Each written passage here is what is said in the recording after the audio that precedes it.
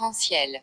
À retenir. Pour être en conformité avec les prescriptions de la norme, votre premier interrupteur différentiel doit être de type AC et protéger une partie de vos circuits d'éclairage et de prise de courant, dans la limite de 8 circuits. Votre second interrupteur différentiel doit être de type A et protéger, toujours dans la limite de 8 circuits, vos appareils à forte puissance, ainsi que les circuits de prise et d'éclairage que votre interrupteur de type AC n'a pu protéger. Si vous avez des circuits supplémentaires, il vous faut installer des interrupteurs différentiels 30 mA supplémentaires dont vous choisissez le type en fonction de leur destination.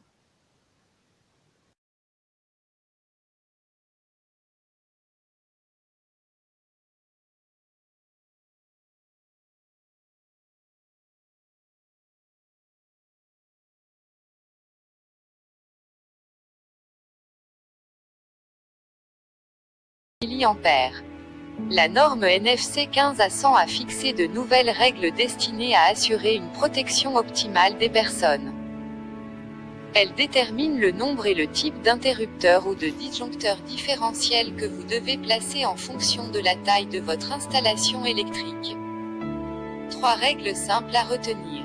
Au moins 2 interrupteurs 30 mA pour protéger tous vos circuits électriques. Pas plus de 8 circuits par interrupteur différentiel, c'est-à-dire pas plus de 8 disjoncteurs divisionnaires par ligne. Répartir vos circuits d'éclairage et de prise de courant entre les 2 interrupteurs ou disjoncteurs différentiels. En cas de problème, une partie de vos circuits restera ainsi opérationnelle. Le type du disjoncteur ou de l'interrupteur différentiel 30 mA. Vous devez choisir le modèle de vos disjoncteurs ou de vos interrupteurs différentiels en fonction de leur destination. Il en existe 3 types. Type AC, pour les circuits de prise et d'éclairage de votre habitation. Type A, spécialisé, pour les appareils à forte puissance comme les plaques de cuisson, le lave-linge, la prise de recharge de véhicules électriques. Type I, haute immunité.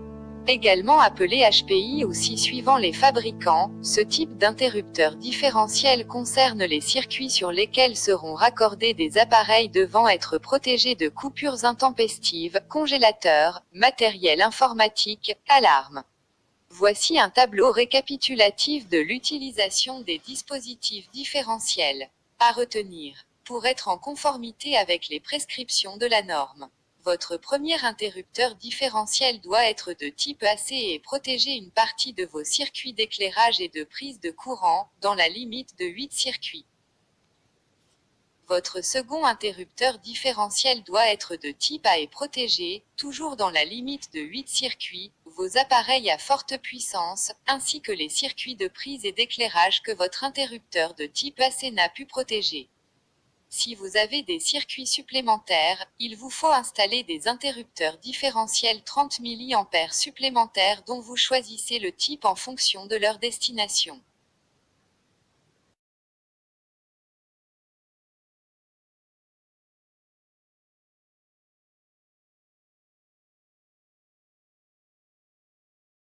Pour mieux comprendre l'installation électrique, Othman Gabardi vous propose un tour d'horizon des différents appareils qui composent le tableau électrique et assurent la protection des personnes, des biens et de l'installation électrique. Composition du tableau électrique. L'installation électrique est composée de 3 parties, le panneau de contrôle, compteur et ou disjoncteur d'abonnés, de branchement, le coffret de répartition, le tableau électrique en lui-même, et le coffret de communication. Le panneau de contrôle. Il comprend le compteur électrique du fournisseur d'électricité et le disjoncteur d'abonnés, ou de branchement. Le disjoncteur d'abonnés est la limite de propriété entre Enedis et le logement, c'est pourquoi il est placé en tête d'installation. Il est réglé sur la puissance définie dans le contrat, ainsi il coupe le courant en cas de consommation supérieure à celle souscrite dans l'abonnement. Le disjoncteur d'abonnés est l'appareil général de coupure et de protection, AGCP, du logement, il permet donc de couper l'intégralité de l'installation électrique. En plus de sa fonction de coupure générale, il protège les personnes contre les contacts indirects et prévient des risques d'incendie en surveillant les défauts d'isolement. Le disjoncteur d'abonné doit être installé par un professionnel, et doit être plombé par le fournisseur d'électricité après réglage du calibre limitant la puissance au contrat souscrit 15, 30, 45 ou 60 ampères. Le disjoncteur différentiel. Généralement, il est réservé à des circuits spécialisés très sensibles. Il assure alors la protection des personnes et du matériel en combinant les protections d'un interrupteur différentiel et d'un disjoncteur divisionnaire. Les nouvelles règles concernant les interrupteurs et les disjoncteurs différentiels 30 mA. La norme NFC 15 à 100 a fixé de nouvelles règles destinées à assurer une protection optimale des personnes. Elle détermine le nombre et le type d'interrupteur ou de disjoncteur différentiel que vous devez placer en fonction de la taille de votre installation électrique. 3 règles simples à retenir. Au moins 2 interrupteurs 30 mA pour protéger tous vos circuits électriques.